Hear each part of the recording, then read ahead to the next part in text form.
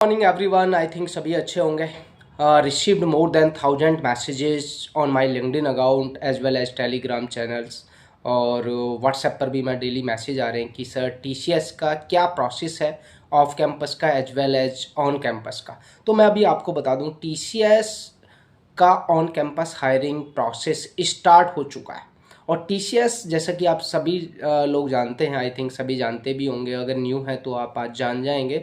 तो ये सबसे पहले इस वीडियो को ना एंड टू एंड देखना, और अगर चैनल पर नए हैं, आप किसी भी एमएनसी के प्रोसेस के प्लेसमेंट जो उनका प्रोसेस होता है उसके बारे में अगर जानना चाहते हैं तो ये चैनल आपको सब्सक्राइब करना ही पड़ेगा। मैं नहीं बोल रहा हूँ कि आप सब्सक्राइब करें, लेकिन आपको करना ही पड़ेगा। चलिए बात कर लेते हैं टीसीएस का प्लेसमेंट का क्या प्रोसेस होता है और इस बार कितने नंबर्स ऑफ फ्रेशर्स को टीसीएस हायर करने वाला है, कब कब ओपनिंग्स आएंगे, कैसे रजिस्ट्रेशन करना, कौन से पोर्टल पर रजिस्ट्रेशन करना, कैसे इसकी तैयारी आपको कैसे प्रिपरेशन करनी है, कैसे आपको 100% इसके अंदर सिलेक्शन अपना लेना है, 100% प्लेसमेंट के आपके ताकि चांसेस बढ़ें। तो वन बाय वन अभी हम डिस्कस करने वाले हैं। तो सबसे पहले मैं आपको बता दूं टीसीएस 3 टाइप्स हैं जिसमें आप सिलेक्शन 3 प्रोसेस के लिए, या ये कह सकते हैं कि 3 टाइप्स के लिए सिलेक्शन करता है। सबसे पहले आपका निंजा प्रोफाइल होती है, डिजिटल होता है एंड प्राइम होता है। आपको शायद पता होगा कि जो निंजा है, निंजा का जो पैकेज है वो 3.3 के आसपास होता है, और आपको पता होगा कि डिजिटल। तीनों में पहले डिफरेंस समझ लेते हैं, पैकेज की तो मैं अभी बात करूँगा। डिफरेंस ये होता है कि निंजा में उन लोगों को लिया जाता है जिनको कोडिंग बहुत कम आती है या कोडिंग नहीं भी आती है, जिसका एप्टीट्यूड बहुत अच्छा होता है, वो निंजा के लिए सेलेक्ट हो जाते हैं। उनको टीसीएस क्या करता है, जो सपोर्ट टाइप के प्रोजेक्ट होते हैं, टेस्टिंग टाइप के प्रोजेक्ट होते हैं, उनमें डाल देता है। डिजिटल की अगर मैं बात करूँ, लेकिन ये कोई हार्ड एंड फास्ट रूल नहीं है, ये भी बता दूं आपको कि सिर्फ अगर निंजा वाले लोग सिर्फ टेस्टिंग या सपोर्ट प्रोजेक्ट ही मिलेंगे, ऐसा नहीं है। आप डेवलपमेंट में भी जा सकते हैं। It's depend on your training. जब आपकी ट्रेनिंग होती है, ट्रेनिंग के बाद आप बेंच पे चले जाते हैं, आरएमजी को रिपोर्ट करते हैं।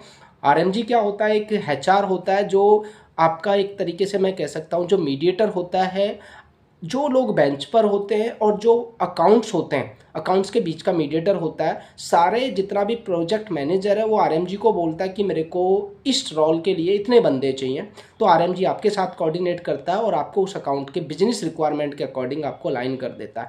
तो ये कोई हार्ड एंड फास्ट रूल नहीं है कि आपको जो निंजा के लिए सेलेक्ट हुए हैं सिर्फ वो सपोर्ट प्रोजेक्ट में जाएंगे या टेस्टिंग प्रोजेक्ट में जाएंगे। आप भी जो डेवलपमेंट वाले प्रोजेक्ट होते हैं, अकाउंट्स होते हैं, उसमें जा सकते हैं, कोई डाउट्स नहीं है। और ये भी कोई, अगर आप डिजिटल के लिए सेलेक्ट होते हैं, डिजिटल में जो सिलेक्शन का प्रोसेस होता है थोड़ा आपका कोडिंग आना चाहिए, तब आप डिजिटल के लिए सेलेक्ट हो जाते हैं। प्राइम के लिए जब आप सेलेक्ट होते हैं तो प्राइम में आपका coding at the time of interview और आपके रिटन टेस्ट में कोडिंग स्टैंडर्ड आपका चेक किया जाता है। कोडिंग आपको बहुत अच्छे से आना चाहिए। उसके बाद कुछ बच्चों के कमेंट आते हैं कि सर मैं निंजा के लिए सेलेक्ट हो गया या मैं डिजिटल के लिए सेलेक्ट हुआ हूँ, तो क्या मुझे डेवलपमेंट का प्रोजेक्ट ही मिलेगा? कोई हार्ड एंड फास्ट रूल नहीं है। अगर आप डिजिटल या प्राइम के लिए आपका सिलेक्शन हो भी गया तो ये ज़रूरी नहीं है कि आपको बहुत कॉम्प्लेक्स प्रोजेक्ट मिलने वाले हैं। आप, हो सकता है कि अगर बिजनेस रिक्वायरमेंट है, सपोर्ट का प्रोजेक्ट है, तो हो सकता है आप सपोर्ट में चले जाएंगे। अगर आपका टेस्टिंग की रिक्वायरमेंट है, बिजनेस रिक्वायरमेंट टेस्टिंग है, तो आपको आरएमजी बाय फोर्स टेस्टिंग में भी अलाइन कर सकता है। आप अपना नहीं चला सकते हैं कि अकाउंट्स के अंदर रिक्वायरमेंट है सपोज करो टेस्टिंग की, और आप चाहते हैं कि मेरे को जावा आता है तो मुझे जावा का प्रोजेक्ट मिले। ये कोई हार्ड एंड फास्ट रूल नहीं है। आपको सपोर्ट प्रोजेक्ट भी मिल सकता है और निंजा वाले को डेवलपमेंट भी मिल सकता है। तो ये कोई हार्ड एंड फास्ट रूल नहीं है। ये चीज़ ध्यान रखना है कि अगर आप निंजा के लिए सेलेक्ट होते हैं तो आपको डेवलपमेंट वाला प्रोजेक्ट भी मिल सकता है। पैकेज की बात कर लेते हैं। निंजा के लिए 3 के आसपास का पैकेज होता है। डिजिटल जो आपका मीडियम वाला होता है उसका 7 के आसपास होता है, और प्राइम का 11 का भी, 11.2 का भी होता है, और वो पोस्ट ग्रेजुएट के लिए होता है, एमटेक वगैरह के लिए, और उसमें 9 का भी आपका पैकेज होता है, 9 लाख का भी। ठीक है। अब प्रोसेस क्या है, ये ऑन कैंपस और ऑफ कैंपस दोनों तरीके से टीसीएस हायर करता है। ऑफ कैंपस भी अब सपोज करो मैं जैसे कि अभी अप्रॉक्सीमेट आपको बताता हूँ 40,000 वैकेंसी है, सपोज कर लेते हैं 40,000 में से हो सकता है ऑन कैंपस 10,000 ये ऑन कैंपस हायर कर रहे हैं TCS वाले, बाकी 30,000 बचता है, कुछ कोड वीटा के थ्रू लेंगे और कुछ आपका ऑफ कैंपस लेंगे। ऑफ कैंपस ज़्यादा हायरिंग होती है, याद रखना। जो TCS NQT होता है, जिसको TCS फ्री NQT बोलते हैं, उसके थ्रू ऑफ कैंपस बहुत ज़्यादा हायरिंग होती है। तो सबसे पहले तो आपको अभी से आप वेट ना करें कि ऑफ कैंपस कब आने वाला है, आपको अभी से क्या करना है, TCS की प्रिपरेशन करना स्टार्ट कर दीजिएगा। TCS NQT के लिए पढ़ना स्टार्ट कर दीजिएगा। एप्टीट्यूड पर बहुत ज़्यादा फोकस करना है, साथ के साथ आपको रिटन टेस्ट पर भी फोकस करना है। और अगर आप मेरा मेंटरशिप लेना चाहते हैं तो मैं आपको 99.99 हम लोग आपको गारंटी देते हैं कि आपका सिलेक्शन हो ही जाएगा। तो आप हमारी मेंटरशिप ले सकते हैं।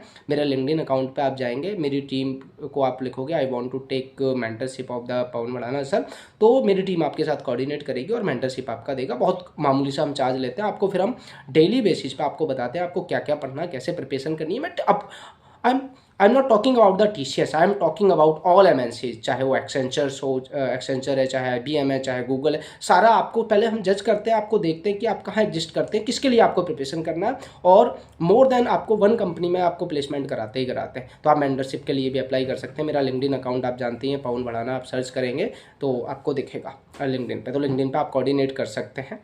ठीक है, चलिए आगे बढ़ते हैं। तो TCS का मैंने आपको प्रोसेस बता दिया, आपको एप्टीट्यूड पे फोकस करना ही करना। अगर आपका एप्टीट्यूड आपका अच्छा नहीं है तो TCS के अंदर प्लेसमेंट नहीं हो सकता, ये याद रखना। और एक नेक्स्ट आपका एलिजिबिलिटी क्राइटेरिया क्या होता है, आपका 10th 12th और ग्रेजुएशन, मतलब बीटेक के अंदर बीटेक BE जो भी कर रहे हैं, आपका 60% मार्क्स होना बहुत ही मैंडेटरी। अगर आपका 59.9 भी है तब भी आपको TCS नहीं लेगा, याद रखना। ठीक है, गैप आपका 24 मंथ्स का गैप कंसीडर होता है। अगर 24 मंथ से ज़्यादा गैप कंसीडर है तो आपको TCS नहीं लेगा, ये भी याद रखना। 24 मंथ तक का आपका गैप चलेगा, वो भी आपको जस्टिफाई करना होता है कि हमारा 24 मंथ का जो गैप है वो क्यों लिया, what's the reason behind it, और वो आपको कुछ एफिडेविट वगैरह at the time of the joining आपको देने होते हैं।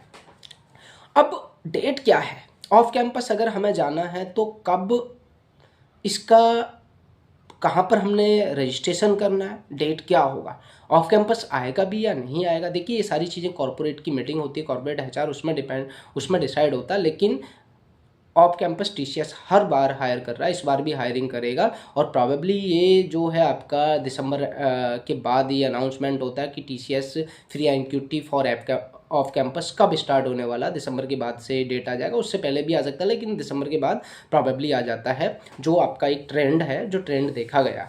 और आपका जैसे लास्ट टाइम जो आपका पेपर था वो 25 अप्रैल के बाद से स्टार्ट हो गए थे TCS फ्री NQT, तो इस बार भी हो सकते हैं। आपको रजिस्ट्रेशन कहाँ करना है, nextstep.tcs.com पर आप जाएंगे, वहाँ पर आप रजिस्ट्रेशन कर सकते हैं, nextstep.tcs.com। अभी भी अगर आप रजिस्ट्रेशन करते हैं, आप फाइनल ईयर स्टूडेंट रजिस्ट्रेशन करना होता है, अगर आप अभी भी करते हैं और जब भी नेक्स्ट टाइम आप कर सकते हैं, कभी भी कर सकते हैं। अब जब भी ऑफ कैंपस आएगा तो आपके पास एक मेल आता है जो रजिस्ट्रेशन करके रखते हैं, आपको पता लग ही जाता है, तो वहाँ पे जाके आप अपनी प्रोफाइल को एडिट कर सकते हैं। और उसमें फिर आप पार्टिसिपेट के लिए उसमें पार्टिसिपेट का एक आगे जाके जब आप लॉगिन करेंगे, लॉगिन करने के बाद पार्टिसिपेट फॉर द ड्राइव करके एक ऑप्शन आता है, उस पर आपको क्लिक करना होता है, ऑटोमेटिक पार्टिसिपेट हो जाता है। लेकिन अभी मैं आपको एक चीज़ बार बार बोल रहा हूँ, अभी आपके पास टाइम है, क्योंकि जब डेट आ जाता है ना तब आपके ऊपर मेंटली प्रेशर आ जाता है कि हमें इसके लिए पढ़ना है। अभी से आप पढ़ाई स्टार्ट कर दो, अभी से जो आपका एप्टीट्यूड है उसको, एप्टीट्यूड रीजनिंग इंग्लिश वगैरह ये करना स्टार्ट कर दो, ताकि आपको जाके आगे वर्डन ना लगे। ठीक है, अगर आपका इंटरव्यू निकल चुका, मतलब रिटन निकल चुका है, अभी जो ऑन कैंपस की बात कर रहा हूँ, अगर आपको इंटरव्यू के लिए कुछ भी हेल्प चाहिए तो आई विल गाइड यू, आप मेरी टीम के साथ कोऑर्डिनेट कर सकते हैं। लिंक्डइन अकाउंट पर आप जाएंगे, मेरा लिंक्डइन आपको बताइए पवन भड़ाना, वहाँ मैसेज करेंगे। जैसे मैसेज करते हैं तो मेरी टीम आपके साथ कोऑर्डिनेट करेगी और हम 1-to-1 भी प्रिपरेशन कराते हैं इंटरव्यू की। और 99 क्या 100% गारंटी होती है, जनरली आपका इंटरव्यू निकल ही जाता है, आपको उस टाइप से हम गाइड करते हैं। ठीक है, अगर ये पूरा प्रोसेस होता है, जो हमारा पेड NQT है क्या उसके थ्रू भी TCS लेती है, लेकिन उसमें बहुत कम चांस होता है, ये भी मैं आपको बता दूं। मैं कोई जनरली ये नहीं बता रहा हूँ कि सबका हो जाता है, कुछ बच्चों का TCS पेड NQT के थ्रू भी होता है, सबका नहीं होता। पेड NQT एक तरीके से आप कह सकते हो कोचिंग सेंटर है इनका, TCS वालों का TCS NQT कोचिंग सेंटर है, जो बहुत सारे कंपनीज के लिए प्रिपरेशन कराता है। ठीक है। तो फ्री और पेड में ये डिफरेंस होता है। बाकी अगर आपको कोई भी डाउट्स है तो आप मुझे इंस्टा आईडी है मेरी, पवन बढ़ाना है HR, वहाँ पर आप मैसेज कर सकते हैं। पहले फॉलो कीजिए फिर मैसेज कीजिए, तो आपको सारे डाउट्स वहाँ पे क्लियर हो जाएंगे। अगर आप 1-to-1 गाइड लेना, 1-to-1 मेंटरशिप लेना चाहते हैं, मेरे लिंक्डइन अकाउंट पे जाइएगा, वहाँ पे 1-to-1 मेंटरशिप का ऑप्शन है, वहाँ पे क्लिक कीजिएगा। क्लिक करने के बाद आपको सारा प्रोसेस पता लग जाएगा, वहाँ पे 1-to-1 मेंटरशिप भी ले सकते हैं। और वीडियो अगर आपको अच्छा लगा हो तो वीडियो को ज़्यादा से ज़्यादा बच्चों तक शेयर कर दो, क्योंकि जब तक आप किसी को कुछ नहीं दोगे भगवान आपको लौट के नहीं देगा। ये कर्मा होता है, मैं समझ रहा हूँ। किसी के बारे में भला सोचोगे आपको खुद ब खुद भला होगा। तो आपको भी भला सोचना ही है। सिर्फ इस वीडियो को जितने भी ग्रुप्स में आप जुड़े हुए हैं सबकी हेल्प कीजिएगा, आपकी हेल्प ऑटोमेटिक भगवान करेंगे। जय हिंद, जय भारत।